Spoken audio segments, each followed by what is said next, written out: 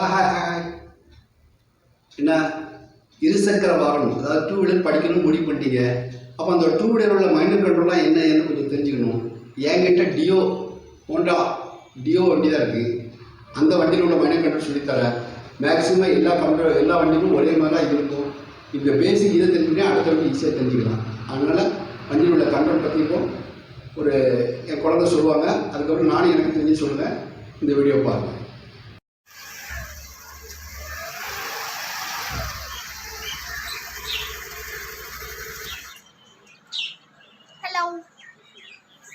Two வீலரோட minor controls பார்க்க போகிறோம். இது வந்து டியோ, ஹோண்டாவில் உள்ள டியோ. இது சாவி போடுற நான் அந்த பக்கம் காட்டுறேன். இந்த பக்கம் வந்து இது ஆட்டோ லைட்டு தான். லைட் எப்போவுமே ஆனில் தான் இருக்கும். பவர் இன்க்ரீஸ் பண்ணுறது, டவுன் பண்ணுறது, இது ரெண்டும் இந்த ஸ்விட்ச் இருக்கும். அப்புறம் இது indicator, left indicator, right indicator. இது ஹார்ன், இது பேக் பிரேக். அப்புறம் இது வந்து பவர் பட்டன், வண்டி சாவி போட்டு என்ஜினை ஸ்டார்ட் பண்ணுறதுக்கு இந்த பவர் பட்டன். இதில் இந்த வண்டியில் இன்னொரு ஆப்ஷன் இருக்குது. இங்கே மேலே ஆஃப் பண்ணிட்டோன்னா சாவி ஆனில் இருந்தாலும் நம்ம என்ஜினை மட்டும் ஆஃப் பண்ணிக்கலாம். டிராஃபிக் சிக்னல்ஸில் பெட்ரோல் சேவ் பண்ணுறதுக்கு இந்த பட்டன் யூஸ் பண்ணுறோம். இந்த பக்கம் ஃப்ரண்ட் பிரேக். இதில் வந்து சாவியை பற்றி பார்க்கலாம். சாவி வந்து 3 ஸ்டேஜஸில் இருக்கும். இது ஆஃப் கண்டிஷன். இது ரெண்டுத்துக்கும், இக்னிஷனுக்கும் ஆன், அதாவது ஆனுக்கும் ஆஃப்க்கும் நடுவில் வச்சோன்னா ஃபியூவல் ஓப்பன் பண்ணலாம், சீட் ஓப்பன் பண்ணலாம். இப்போ மேலே ஓப்பன் பண்ணோன்னா ஃபியூவல் டேங்க் ஓப்பன் ஆகும். இங்கே வந்து ஃபியூவல் டேங்க் பின்னாடி இருக்குது. அடுத்து வந்து கீழே ஓப்பன் பண்ணோன்னா சீட் ஓப்பன் ஆகும்.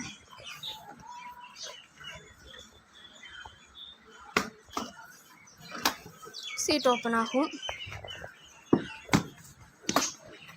இதில் சொன்ன மாதிரி கீழே வந்து இது கீழே ப்ரெஸ் பண்ணோன்னா என்ஜின் ஸ்டார்ட் பண்ணுறதுக்கு, டிராஃபிக் சிக்னல்ஸில் ஆஃப் பண்ணிக்கிறதுக்கு மேலே இந்த பட்டன் எப்படி ப்ரெஸ் பண்ணி விட்டோன்னா ஆஃப் ஆகிடும். என்ஜினோட பவர் வண்டிக்கு வராது, ஆஃப் ஆகிடும்.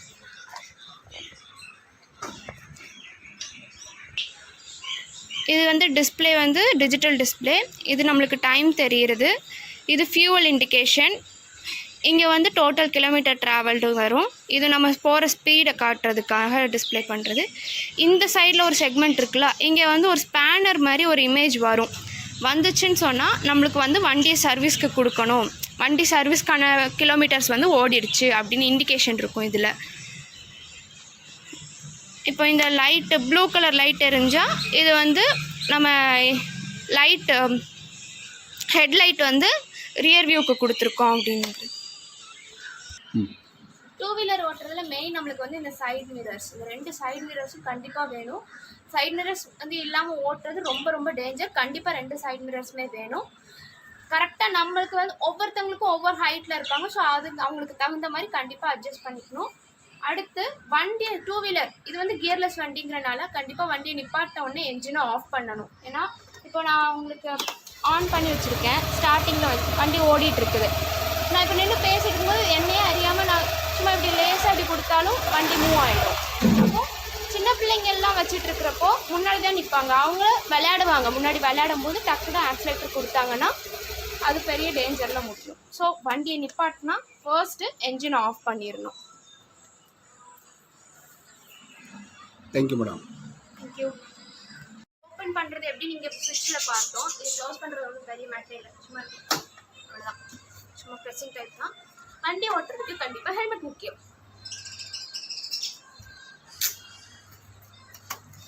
ஹெல்மெட் போட்டு லாக் போடணும்ல, போட்டிருக்கேனே. சொல்ல வேண்டாமா?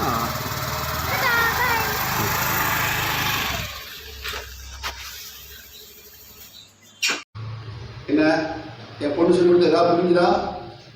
சரி, எனக்கு தெரிஞ்சதை நானும் கொஞ்சம் சொல்லித்தரேன். அதையும் தொடர்ந்து வீடியோ பாருங்கள். நம்ம சேனலை மறக்காமல் லைக் பண்ணுங்கள், கமெண்ட் பண்ணுங்கள், ஷேர் பண்ணுங்கள், அப்படியே சப்ஸ்கிரைப் பண்ணிடுங்க. தொடர்ந்து வீடியோ பாருங்கள். இருசக்கர வாகனத்தில் முக்கியமாக நாம் கவனிக்க வேண்டிய பாதுகாப்பான விஷயங்களை இனி பார்ப்போம். அதாவது ஹேண்டில் பேர் ஆபத்தான விஷயம், ஆக்சிலேட்டர் ஆபத்தான விஷயம், சாவி லைன் ஆபத்தான விஷயம், பொருட்களை வைக்கக்கூடிய சீட்டுக்கடியில் ஒரு பாக்ஸ் இருக்குது, அதை எப்படி லாக் பண்ணுறது, அந்த லாக் எப்படி ஒர்க் ஆகுது அப்படிங்கிறத பார்ப்போம். ஹேண்டில் பேர் லாக் பண்ணுறது, வண்டியை நிறுத்திட்டு போகும்போது ஹேண்டில் பேர் லாக் பண்ணால் யாரும் வண்டி எடுக்க முடியாது, அது எப்படின்னு பார்ப்போம். இந்த மாதிரி சில முக்கியமான விஷயங்களை இனி பார்ப்போம்.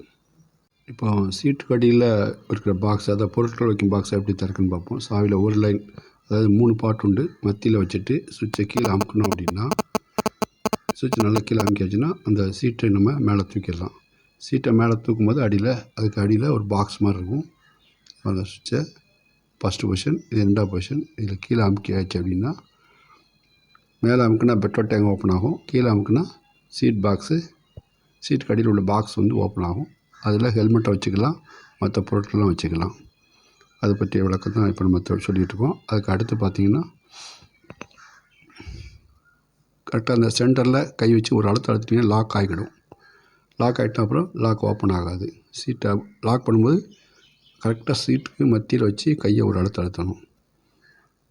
அதுக்கு அடுத்து பார்த்திங்கன்னா ஹேண்டில் பாரை நம்ம சாவி நல்லா ஆஃப் பண்ணோன்னா ஹேண்டில் பார் சுத்தம். சாவியை உள்ளே அமுக்கி கூட ஒரு தடவை திருப்பி எடுத்தோம்னா, இப்போ நல்லா உள்ளே அமுக்கி லெஃப்ட் சைடில் டேர்ன் பண்ணி வச்சுட்டோம், ஹேண்டில் பார் லாக் ஆகிடுச்சு. அந்த சாவி உள்ளே அமுக்காமல் அப்படியே எடுத்துட்டோம் அப்படின்னா ஹேண்டில் பார் லாக் ஆகுது. இப்போ ஹேண்டில் பார் லாக் ஆகலை.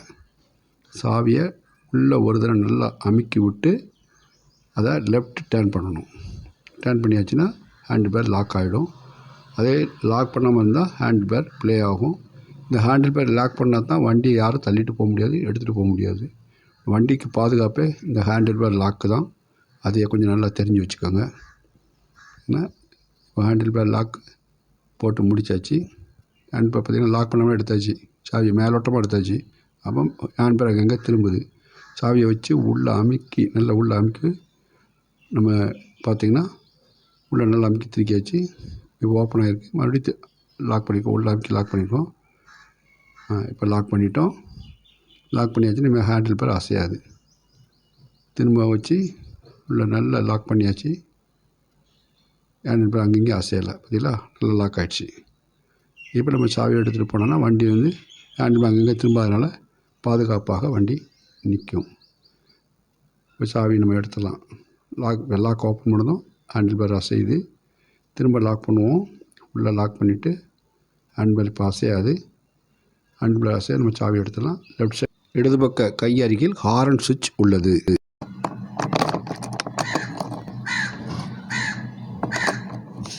டூ வீலரை பொறுத்த வரைக்கும் ஹேண்ட் பார் தான் டேஞ்சர் கண்ட்ரோல்.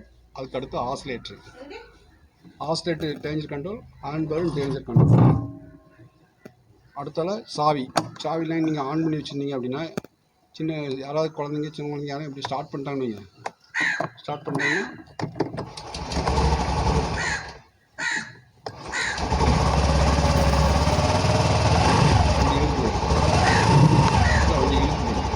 அப்போ எப்பவுமே டூரை நிப்பாட்ட உடனேயே ஆஃப் பண்ணிடணும்.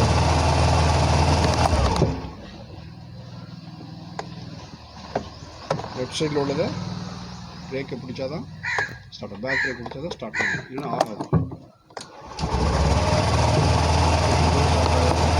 நீங்கள் ஸ்டார்ட் பண்ணி ஓட வச்சுக்கிட்டு இப்போ பேசிக்கிட்டே இருந்தீங்கன்னா யாராவது ஆசைப்படுத்தாங்கன்னா வண்டியில் உட்காந்துருக்கணும் சேர்த்து இழுத்து.